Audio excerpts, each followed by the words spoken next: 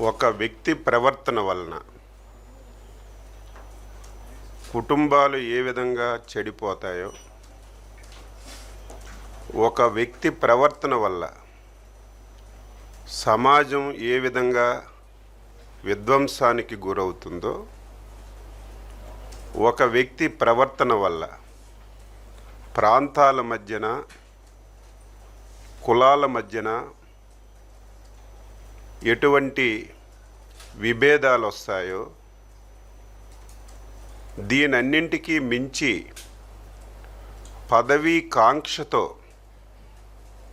ఎన్ని అగత్యాలకి పాల్పడతారో దానికి best example ఉదాహరణ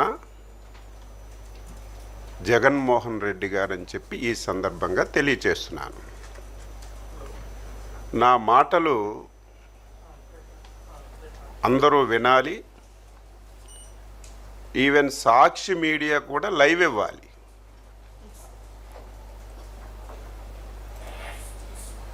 ఈరోజు ప్రజలకి వాస్తవాలు తెలియచేయవలసినటువంటి గురుతర బాధ్యత ప్రభుత్వం కంటే, మంత్రిగా కంటే, ఈ రాష్ట్రంలో పుట్టినటువంటి ఒక పౌరుడిగా తెలియచేయవలసిన బాధ్యత నా పైన ఉంది.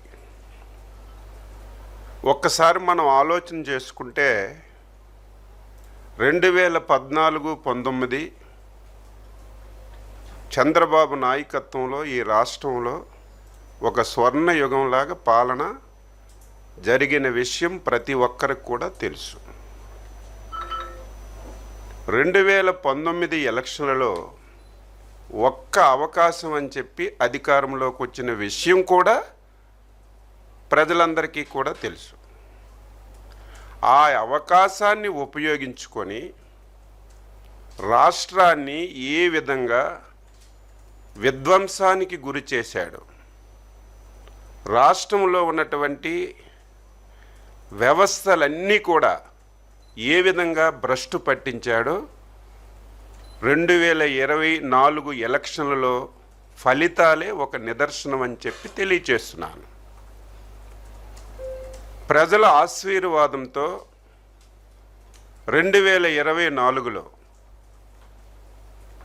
చంద్రబాబు నాయుడు గారు, పవన్ కళ్యాణ్ గారు ఎన్డీఏ పార్టీల మీద ఒక అచంచలమైనటువంటి విశ్వాసంతో అధికారాన్ని ఇచ్చారు. అధికారాన్ని చేపట్టి 22 నెలలు పూర్తి కావస్తుంది. నేను కూడా సీనియర్గా ఎమ్మెల్యేగా ఉన్నాను, మంత్రిగా పనిచేశాను.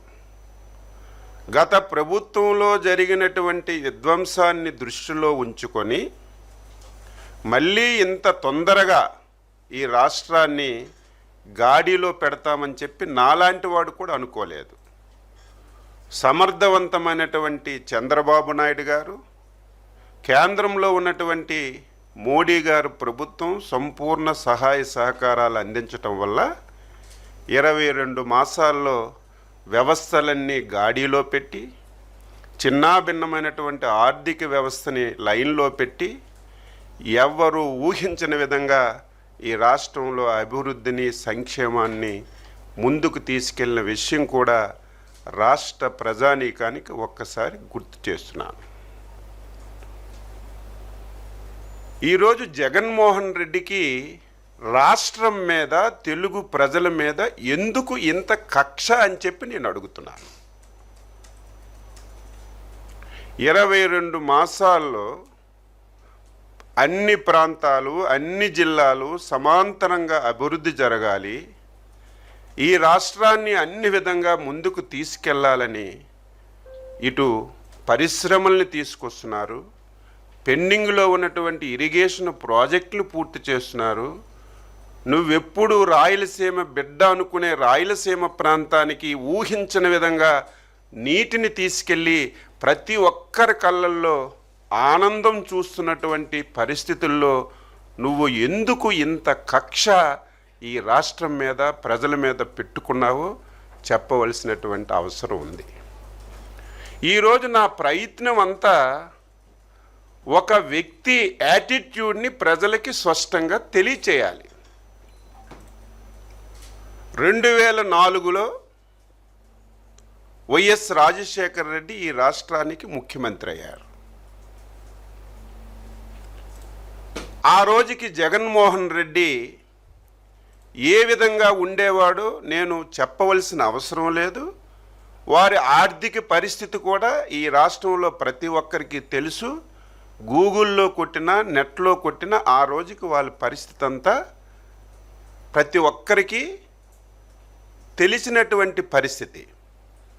2014, 2004 మధ్యలో మొదటి రాజశేఖర రెడ్డి ముఖ్యమంత్రిగా 2004లో అయ్యేటప్పుడు తండ్రి అధికారాన్ని అడ్డం పెట్టుకొని వేదనగా డబ్బులు సంపాదించాడు. దాని జోలికి కూడా అవసరం లేదు, వెళ్ళవలసిన అవసరం లేదు, అందరికీ తెలుసు. కానీ ఆయన యాటిట్యూడ్ ఏంటంటే తండ్రిని మానసిక క్షోభకు గురి చేశాడు. నిరంతరం ఇంట్లో ఏ విధంగా గొడవ పడ్డారో, ఆయన ఈ రాష్ట్రంలో ఉంటే అనునిత్యం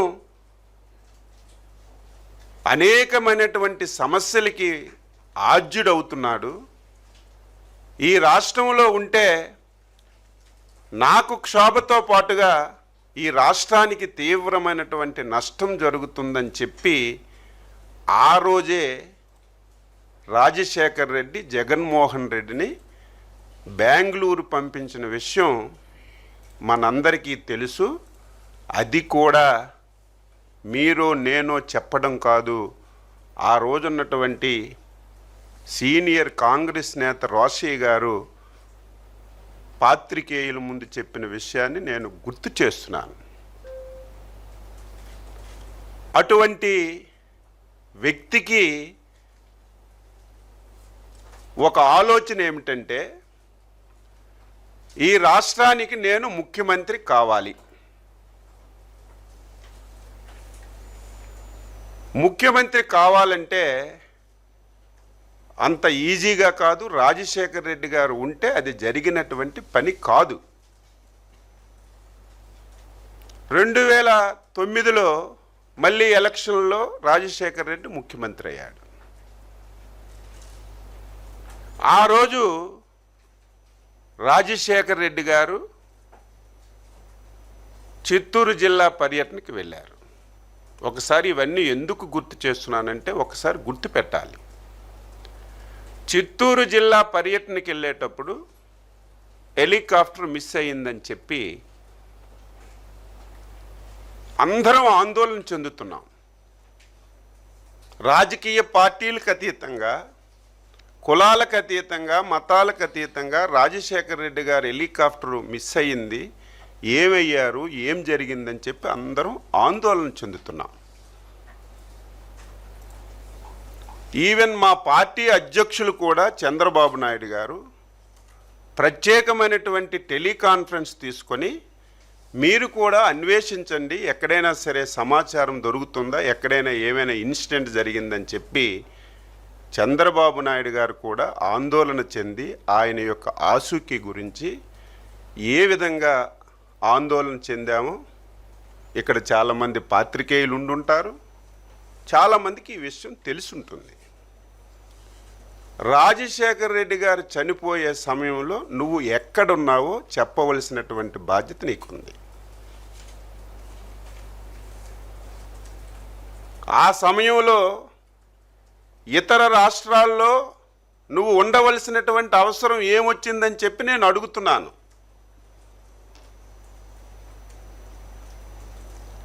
ఆ సమయంలో పోలవరం టెండర్లు చనిపోయిన రోజునే 100 కోట్ల రూపాయలు టెండర్లు ఆన్లైన్లోకి ఎక్కించి టెండర్లు పిలిచినటువంటి పరిస్థితికి ఆన్సరు నువ్వు చెప్పవలసినటువంటి అవసరం ఉంది. దీనన్నింటికీ మించి అందరం ఆందోళన చెందుతుంటే ఏమయ్యారో ఆచోకీ మనకు తెలియటం లేదని చెప్పి ప్రతి ఒక్కరం అదే ప్రయత్నంలో ఉంటే నువ్వు చేసిన పనేంటి? అప్పటికే నిర్ధారణ కాలేదు, మిస్ అయ్యారా, చనిపోయారా, ఏం జరిగిందో నిర్ధారణ కాలేదు.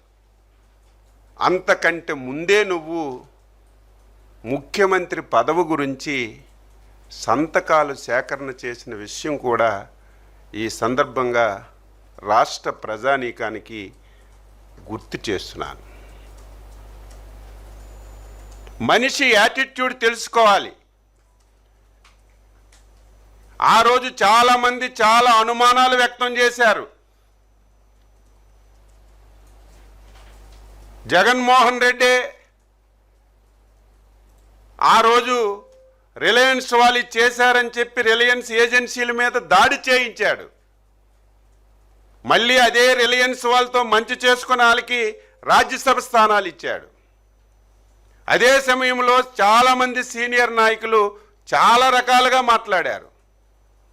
అదే సమయంలో ఈ పార్టీలో ముఖ్య నేతగా ఉన్నటువంటి బొత్స సత్యబాబు గారు బహిరంగంగా వైఎస్ మృతి వెనక జగన్ హస్తం ఉందని సాక్షాత్తు నీ దగ్గర ఉన్నటువంటి బొత్స సత్యబాబు గారు ఆవేళ మాట్లాడారు. కానీ మేము ఆ రోజు అంత సీరియస్గా తీసుకోలేదు. సభ్య సమాజంలో ఎవరు కూడా ఇటువంటి పని చెయ్యరని. కానీ తరువాత పరిణామాలన్నీ కూడా చూస్తుంటే ఒక సైకోకి పదవి వ్యామోహం వస్తే పదవి గురించి ఏదైనా చేస్తాడు. తండ్రినైనా వదలడు, బాబాయినైనా వదలడు, తల్లినైనా వదలడు, చెల్లినైనా వదలడు, ఈవెన్ పార్టీ వాళ్ళనైనా సరే వదలడని తరువాత జరిగినటువంటి పరిణామాలన్నీ కూడా మనం చూస్తున్న విషయం కూడా ఈ సందర్భంగా తెలియజేస్తున్నాను. తండ్రి మరణాన్ని సింపతిగా మలుచుకొని ఏ విధంగా ప్రవర్తించాడో ఒకటి. తండ్రి మరణం నిర్ధారణ కాకముందే సంతకాలు పెట్టి ముఖ్యమంత్రి పదవి గురించి ఏ విధంగా ప్రయత్నం చేశాడో మనందరికీ తెలిసిన విషయం. తరువాత తెలుగుదేశం పార్టీ 2014లో గెలవటం, జగన్మోహన్ రెడ్డి తండ్రి సావుని సింపతిగా ఎంపిక చేసుకొని రాష్ట్రం అంతా తిరిగి సింపతి పొంది ఒక్క అవకాశం అని చెప్పి ఎలక్షన్లో వెళ్ళినా ఏ ఒక్కరూ ఆ వ్యక్తికి నమ్మలేదు. అధికారాన్ని ఇవ్వడానికి ఇష్టపడలేదు. ఏ సర్వేలు చూసినా 2014, 19 మళ్ళీ చంద్రబాబు నాయుడే ముఖ్యమంత్రి అవుతారు, ఎక్కడ ప్రజల్లో కూడా వ్యతిరేకత లేదు. అటువంటి పరిస్థితిలో ముఖ్యమంత్రి పదవి గురించి బాబాయి వైఎస్ వివేకానంద రెడ్డిని అడ్డంగా గొడ్డలతో నరికిన విషయం నేను చెప్పడం కాదు, చిన్న పిల్లవాడికి లేపిన, పడుకున్నవాడికి లేపిన ప్రతి ఒక్కరూ చెప్పే పరిస్థితి వచ్చిందని చెప్పి ఈ సందర్భంగా తెలియజేస్తున్నాను. తరువాత చెల్లి, నువ్వు జైల్లో ఉంటే ఏ విధంగా పాదయాత్ర చేసిందో ప్రతిరోజు ఆవిడే మాట్లాడుతుంది. ఏ విధంగా నీ గురించి, నీ పార్టీ గురించి కష్టపడిందో ఆవిడే చెప్తుంది. తండ్రి ఇవ్వవలసినటువంటి ఆస్తి కూడా ఇవ్వకుండా ఇంటిలో బయటికి పంపించిన విషయం కూడా రాష్ట్ర ప్రజలు ఒకసారి తెలుసుకోవాలి. ఎవరమైనా సరే, ఎవరి మీద వ్యతిరేకం ఉన్నా తల్లిని, తండ్రిని, చెల్లిని, కుటుంబాన్ని గౌరవిస్తారు. కానీ ఒక వ్యక్తి తన స్వార్థం గురించి, పదవి గురించి ఎవరిని దృష్టిలో పెట్టకుండా ఏ విధంగా వ్యవహరిస్తున్నాడో విఘ్నులైనటువంటి ప్రజలు తెలుసుకోవలసినటువంటి అవసరం ఉంది. మీ నాన్నగారు మీ చెల్లికి సమాన వాటా ఇమ్మన్నారు, నా సమక్షంలోనే మొత్తం రాసి పెట్టారు, నువ్వు ఇవ్వాలని చెప్పి తల్లి అడిగితే చివరిని తల్లిని కూడా బయటికి పంపించినటువంటి నైజం ఉన్నటువంటి వ్యక్తి జగన్మోహన్ రెడ్డి అని చెప్పి ఈ సందర్భంగా తెలియజేస్తున్నాను.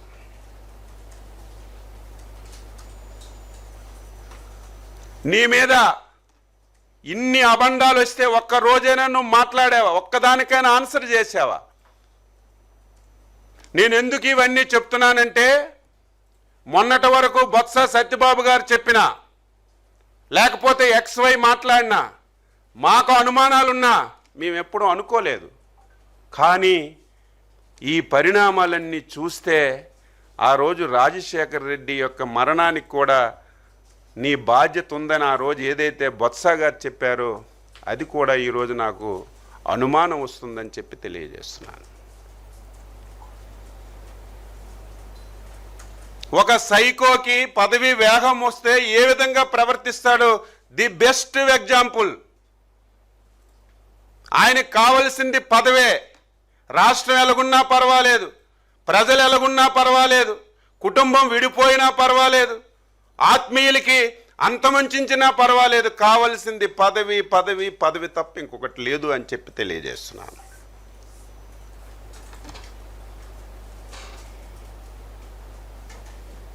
ఈరోజు నువ్వు ఒక ఆలోచన, ఒక సైకోకి నిలకడ ఉండదు. సైకో అంటే నిలకడ ఉన్న మనిషికే సైకో అంటారు. ఏ నిమిషానికి ఎలాగుంటాడు, ఏ నిమిషానికి ఏం మాట్లాడతాడు, ఏ విధానిగా ప్రవర్తిస్తాడో ఎవరికీ తెలియదు. ఆయనకే సైకో అంటారు. నేను అడుగుతున్నాను, నీకు అసలు నిలకడ ఉందా? ముఖ్యమంత్రి పదవి ఇవ్వలేదని కాంగ్రెస్ మీద నువ్వే కదా పోరాటం చేశావు. 1,00,000 కోట్లు దోచుకున్నవని కాంగ్రెస్ నీ మీద కేసు పెట్టి ప్రూవ్ చేసి జైల్లో పెడితే మళ్ళీ జైల్లో నుంచి బయటికి రావడానికి సోనియా గాంధీ మీద కాలు మీద పడి బెయిల్ తెచ్చుకునేది నువ్వే కదా. నీకేం నిలకడా? 2014లో ఆంధ్రప్రదేశ్ రాష్ట్రం విడిపోయింది. ఈ రాష్ట్రానికి రాజధాని లేదు. రాజధాని గురించి శాసనసభలో 16 గంటలు చర్చ జరిగితే మీరేదైతే గుంటూరు విజయవాడ మధ్యన అమరావతి రాజధానిని పెట్టారో దానికి మనస వాచ కర్మాన నేను అంగీకరిస్తున్నాను, నాకు సమ్మతం చెప్పినటువంటి నువ్వు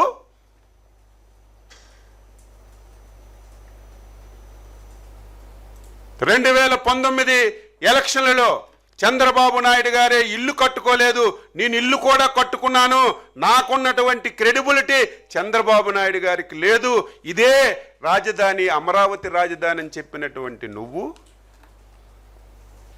ఎన్నికలైన తర్వాత అధికారంలోకి వచ్చావు. వెంటనే అమరావతి రాజధాని పక్కన పడేసి 3 రాజధానులని చెప్పి పెట్టావు. నేను మళ్ళీ చెప్తున్నాను, నీ కుటుంబం, నీ నైజం ప్రాంతాల మధ్యన తగు పెట్టడం, కులాల మధ్య తగు పెట్టడం, ఆంధ్రప్రదేశ్లో ప్రజలు ఆనందంగా ఉండడం నీకు ఇష్టం లేక 3 రాజధానులని చెప్పి 3 ప్రాంతాల మధ్య తగు పెట్టావు. 3 ప్రాంతాల్లో నీ మాట నమ్మక సైకో రోజుకొక విధం మాట్లాడుతుంటాడు. ఆయన మాట మీద ఆయనకే విలువ లేదని చెప్పి 3 ప్రాంతాల్లో కర్ర కాల్చి వాత పెట్టి ఏ విధంగా ఓడించారో మీ అందరికీ తెలుసు. మేము ఒక మాట ఇచ్చాం, అప్పుడు ఇప్పుడు ఎప్పుడు కూడా అమరావతి రాజధాని, ఏకైక రాజధాని, రాష్ట్రంలో అన్ని జిల్లాలు సమాంతరంగా అభివృద్ధి చేస్తాం, చేసి చూపిస్తామని చిత్తశుద్ధితో అంకిత భావంతో రాజధానిని అమరావతిలో పెట్టి అన్ని జిల్లాలు సమాంతరంగా అభివృద్ధి చేయాలని చెప్పి నిర్ణయం చేసి ముందుకెళ్తున్న విషయాన్ని కూడా ఈ సందర్భంగా గుర్తు చేస్తున్నాను. దీనికి కూడా ఒక చట్టబద్ధత తేవాలని, ఇలాంటి సైకోలు ఎప్పుడో ఒకసారి వస్తారు, మళ్ళీ ఏదైనా చేస్తారు. మొన్న శాసనసభలో చెప్పినట్టుగా ఒక సైకో ఉంటే నిన్నేనే కొడతాడు, లేనప్పుడు నన్నే నాకు కొట్టుకుంటాడు. ఇటువంటి వ్యక్తులు వస్తారు. ఇదేదో ఆషామాష ఇష్యూ కాదు. 34,000 ఎకరాలు, 29,000 మంది ఒక్క పైసా పెట్టుబడి లేకుండా ఉదారంగా మన రాష్ట్రానికి రాజధాని లేదు, రాజధాని ఉండాలని ఎంతమంది ఎన్ని రెచ్చగొట్టినా మన రాష్ట్రం మన రాజధాని అని ఉదారంగా భూములు ఇచ్చినటువంటి రైతులు మళ్ళీ పోరాటం చేయకూడదు, శాశ్వతంగా ఈ రాష్ట్రానికి ఒక రాజధాని ఉండాలి, దాని ద్వారా రైతులు కూడా లబ్ధి పొందాలని చంద్రబాబు నాయుడు గారు చట్టబద్ధత తీసుకొచ్చిన విషయం కూడా ఈ సందర్భంగా తెలియజేస్తున్నా. ఏ విధంగా లోక్సభలో రాజ్యసభలో చర్చలు జరిగాయో తెలుసు. స్వాతంత్ర భారతదేశంలో ఎన్నో ప్రధానమైన అంశాల మీద పార్లమెంట్లో డిస్కషన్స్ వచ్చాయి, రాజ్యసభలో డిస్కషన్స్ వచ్చాయి. సగం పార్టీలు అనుకూలించాయి, సగం పార్టీలు వ్యతిరేకించాయి. ఫస్ట్ టైం కాశ్మీర్ నుంచి కన్యాకుమారి వరకు అన్ని పార్టీలు అమరావతికి మద్దతు తెలిపి ఏకైక రాజధాని అమరావతిని చట్టం చేసిన విషయం తెలుసు. ఒకే ఒక్క పార్టీ, దుర్మార్గమైనటువంటి పార్టీ, సైకో పార్టీ వ్యతిరేకించింది. అది మనందరం కూడా మాట్లాడుతున్నాం. ఇది ఆంధ్రప్రదేశ్లో ఎన్డీఏ పార్టీలకి, చంద్రబాబు నాయుడు గారికి మంచి పేరు వస్తుంది. దీన్ని ఏ విధంగా డైవర్ట్ చేయాలి, దీన్ని ఏ విధంగా ప్రజల యొక్క మనసులు మార్చాలని చెప్పి కొత్తగా మావిగన్ అని చెప్పి ఒక పేరు తీసుకొచ్చాడు. ముందు ప్రాంతాల మధ్య తగువు, ఇప్పుడు 3 జిల్లాల మధ్యన తగువు పెట్టాడు. సైకో కాకపోతే ఏంటి?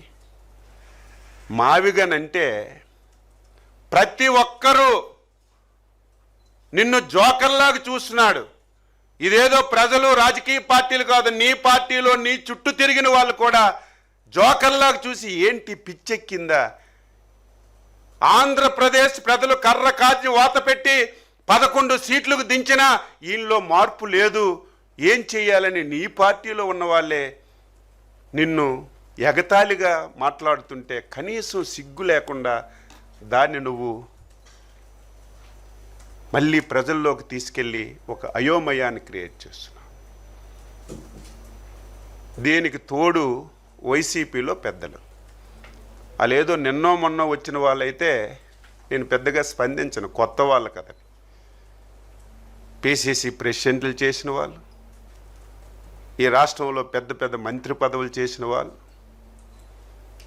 రేపు మేము అధికారంలోకి వస్తే ఈ చట్టాన్ని మార్చేస్తామని చెప్పి మాట్లాడుతున్నాను. నేను నిన్నటి వరకు జగన్మోహన్ రెడ్డి పిచ్చోడు అనుకున్నాను. ఇప్పుడు వైసీపీలో ఉన్నటువంటి ప్రతి ఒక్కరూ పెద్ద పిచ్చోళ్ళుగా పిచ్చోళ్ళు తయారైతే ఏ విధంగా వస్తుందో ఈరోజు వాళ్ళ ఒక మాటలు అర్థమవుతుందని చెప్పి ఈ సందర్భంగా తెలియజేస్తున్నాను. అంటే ఒక మనిషి ప్రవర్తన ఏ విధంగా ఉంటుందో ఆంధ్రప్రదేశ్ ప్రజలు విజ్ఞతతో ఆలోచించవలసిన అవసరం ఉంది. నిమిషానికి ఒక మాట, పూటకు ఒక మాట, పదవి గురించి, అధికారం గురించి ఎవరిని విడిచిపెట్టలేదు. నేను అడిగింది ఎక్కడైనా తప్పు ఉందా చెప్పండి, ఆన్సర్. నీ తండ్రి చచ్చిపోయినప్పుడు ఎక్కడున్నావు నువ్వు? తండ్రి బయటపడకముందే నువ్వెందుకు సంతకాలు పెట్టావు? నీ బాబాయ్ ఎలాగ చనిపోయాడు మీరు చూడండి ఒక్కసారి. రాజశేఖర్ రెడ్డి చనిపోవడం కానీ, వివేకానంద చచ్చిపోవడం కానీ ఒకే ఒక్క ఆయన లాభం పొందాడు. ఎవరు? జగన్మోహన్ రెడ్డి ఒక్కలే తప్ప లాభం పొందిన వాళ్ళు ఒక్కలున్నారా? రాజశేఖర్ రెడ్డి చనిపోతే అయ్యో తండ్రి చనిపోయాడని సింపతి సంపాదించావు. మళ్ళీ నా జీవితంలో అధికారంలోకి రానని 2019లో బాబాయిని గొడ్డలతో వేసి అయ్యయ్యో నా బాబాయ్ కూడా చచ్చిపోయాడు, చంద్రబాబు నాయుడే చంపేశాడని నారాసుర రక్ష చరిత్రని 2019 ఎన్నికల్లో లబ్ధి పొంది నువ్వు తప్ప, ఈ 2 చావులకి నువ్వు లబ్ధిదారుడు తప్ప ఎవరైనా ఉన్నారా? ఈరోజు ఆడవాళ్ళ గురించి మాట్లాడుతున్నావు. ఆడవాళ్ళ గురించి మాట్లాడే నైతిక హక్కు నీకెక్కడుంది? ఈరోజు ఒక పత్రిక గురించి మాట్లాడుతున్నావు. నువ్వు పత్రిక అధిపతే, నీ మిస్సెస్ కూడా. ప్రజాస్వామ్యంలో పత్రికలకు స్వేచ్ఛ ఉంది. నీలాగా అక్రమ డబ్బుతో, అవినీతి డబ్బుతో తండ్రి అధికారాన్ని అడ్డం పెట్టుకొని ఈరోజు రాధాకృష్ణ గారు పత్రిక పెట్టలేదు. జర్నలిజంలో పుట్టాడు ఆయన, పాత్రికేయుడిగా పని ప్రారంభించాడు, అంచెలంచెలుగా ఎదిగి ఒక పత్రిక పెట్టుకున్నాడు. ఆయన ఈ రాష్ట్రంలో జరుగుతున్న వాస్తవాలు గట్టిగా ఒక్కానించి ప్రజలకు చైతన్యపరచాలని చెప్పాడు. నీకు నచ్చలేదు, ఆ మాటలు నీకు నచ్చకపోవచ్చు, నేను దాన్ని ఏకీభవించను. నీకు నచ్చకపోతే ప్రజాస్వామ్య వ్యవస్థలో విధానం ఉంది, కౌంటర్ చేయి. నాలా ప్రెస్ మీట్ పెట్టి రాధాకృష్ణ గారు మీరు మాట్లాడిన తప్పు, దీన్ని మీరు ఉపసంహరించుకోండి, ఇంకోటి చెయ్యండి అని చెప్పాలి. ఒకవేళ ఆయన సమాధానం చెప్పకపోతే న్యాయస్థానాలకు వెళ్ళాలి. ఏం నువ్వెవరో వదిలేవు? నీ టీవీలో అమరావతి మహిళలకి వ్యభిచారులతో పోల్చలేదా? సాక్షాత్తు మా అధినేత మా తల్లి భువనేశ్వరమ్మకి మా కళ్ళ ముందే శాసనసభలో అవమానపరిస్తే నువ్వు దుర్యోధనులాగా పక్కపక్క నవ్వి ఎంజాయ్ చేయలేదా? ఒక్కరోజే నువ్వు ఖండించావా? నీ పేపర్ ఖండించిందా? ఈరోజు మహిళలకి ఏదో జరిగిపోయిందని ఇష్టానుసారంగా దాడులు చేస్తున్నారు. మాకంటే అవమానం ఎవరికి జరిగింది? మా పార్టీలో ఉన్నటువంటి మహిళలకు కానీ, అమరావతి మహిళలకు కానీ ఈ రాష్ట్రంలో ఎవరిని వదలలేదు.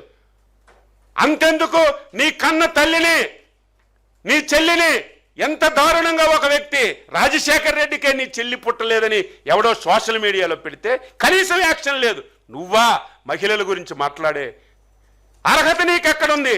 దాని వెనక ఆయన పిచ్చోడు కాబట్టి, రేపు మాకు భవిష్యత్తు ఉండదు కాబట్టి ఆయన చెప్పాడని వీళ్ళందరూ అదే దారిలో వెళ్తుంటే నవ్వాలో ఏడాలో ఏమవ్వాలో మాకు అర్థం కానటువంటి పరిస్థితి అని ఈ సందర్భంగా తెలియజేస్తున్నా.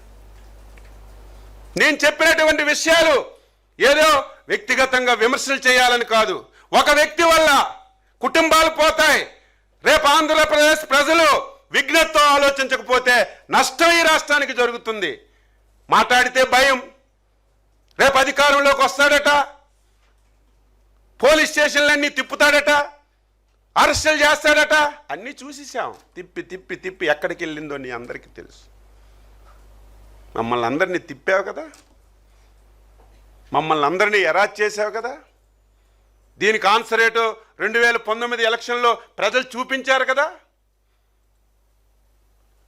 రేపు మళ్ళీ 2029లో వచ్చేస్తాం. మొదటి సంతకం అమరావతి రాజధాని మార్పు మీద పెడతామంటే అది కూడా మీలాంటి వాళ్ళు రాస్తున్నారంటే నాకు ఎంత బాధ ఆవేదన కలుగుతుంది.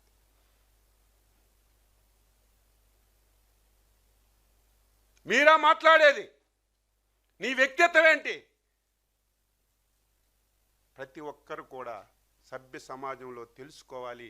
ఇటువంటి వ్యక్తులు ఈ రాష్ట్రానికి చీడ పురుగులు. ఇదేదో మా గురించో మా అధికారం గురించో కాదు.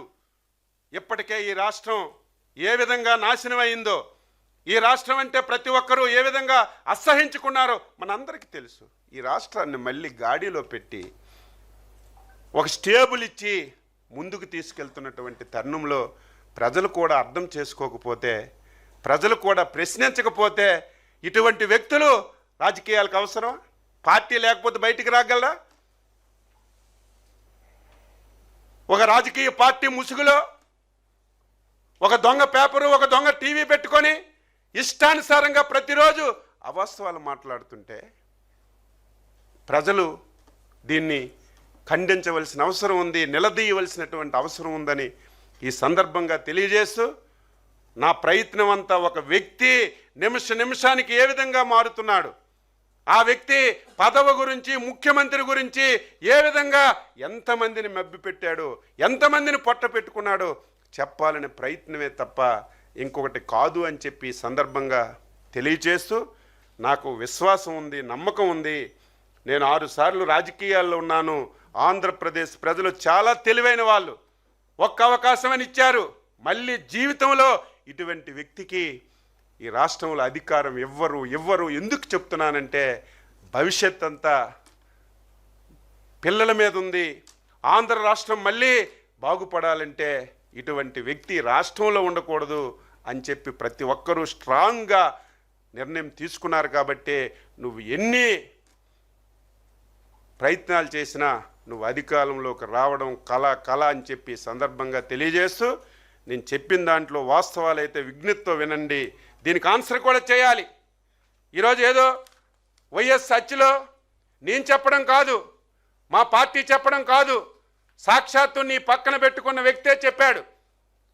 చాలామంది మీ వైసీపీలో ఉన్నారు, ప్రతి ఒక్కరు మాట్లాడారు. వైఎస్ సచ్చిలో, వైఎస్ మరణంలో జగన్ పాత్ర ఉంది, జగన్ కుట్ర ఉందని. దీనికి నువ్వు ఆన్సర్ చేయి, దీనికి సమాధానం చెప్పు. ఆ రోజు కూడా మేము ఏదో లైట్గా అనుకున్నాం, కానీ నీ పరిణామాలు, నీ క్రూరత్వాలన్నీ చూస్తే ఇది మాకు కూడా నిజం అనిపిస్తుందని చెప్పి ఈ సందర్భంగా తెలియజేస్తున్నాను. దీనికి ఆన్సర్ చేయమని చెప్పి ఈ సందర్భంగా కోరుతున్నాను.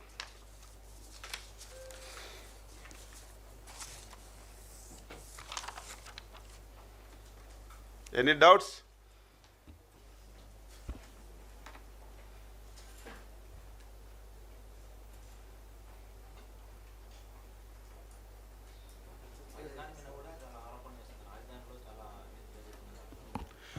ఇప్పుడు కొత్తగా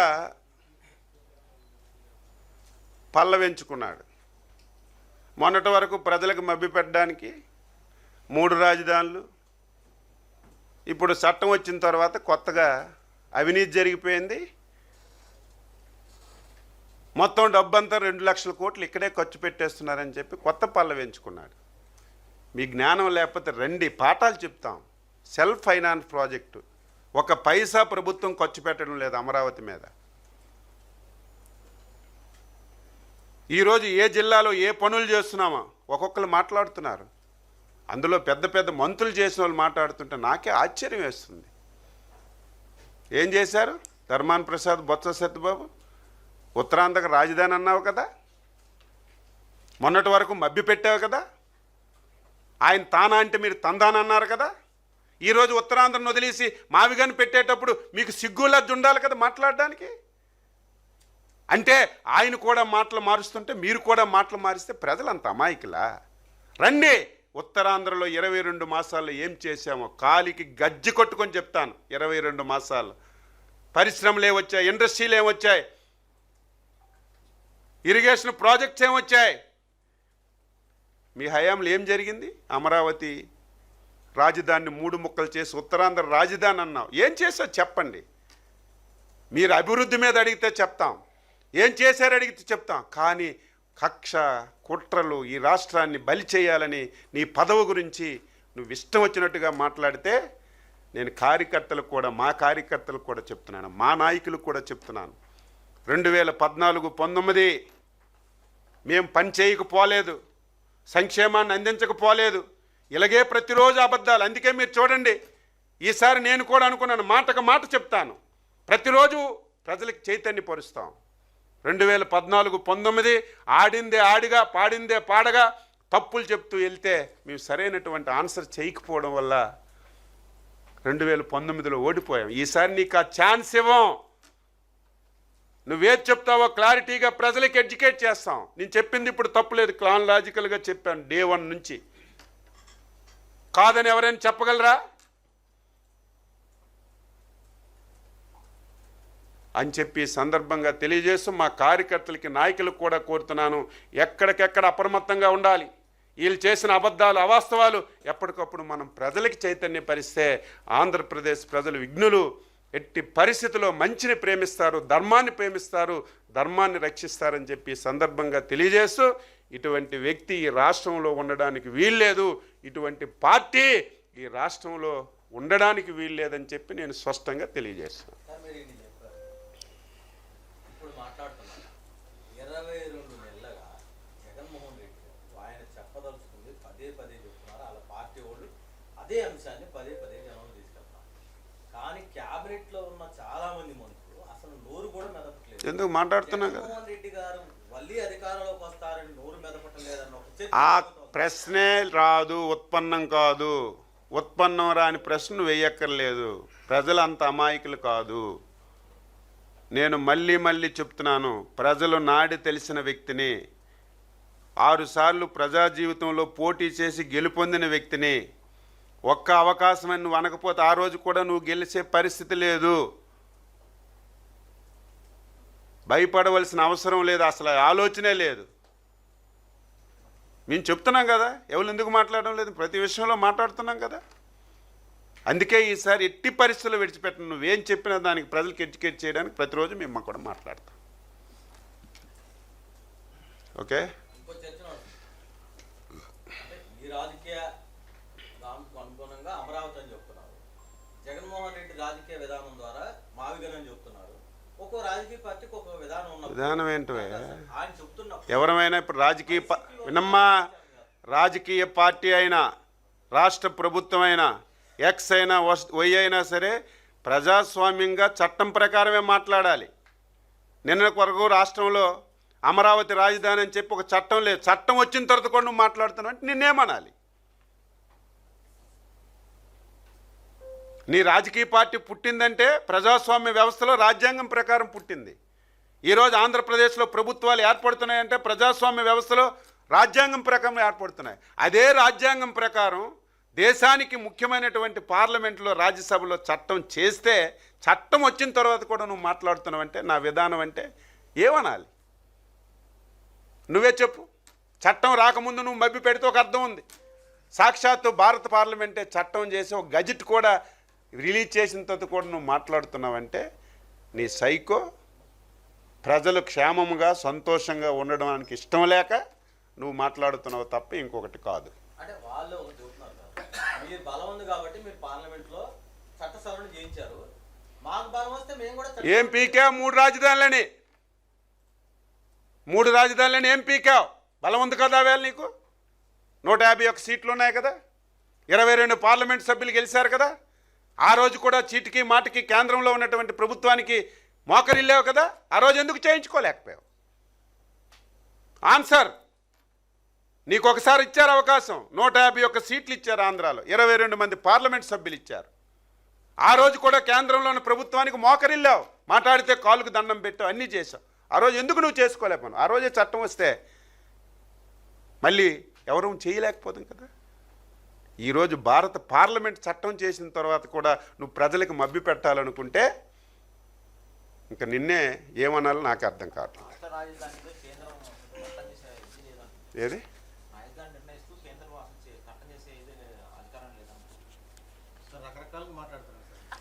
అవన్నిటికీ ఆన్సర్ చేయాలంటే దానికి ఏకైక పేరే సైకో. సైకోల గురించి మనం ఏం మాట్లాడతాం? పద్ధతి పోడలేని మాటలు మాట్లాడుతుంది చెప్తాం. ఓకే.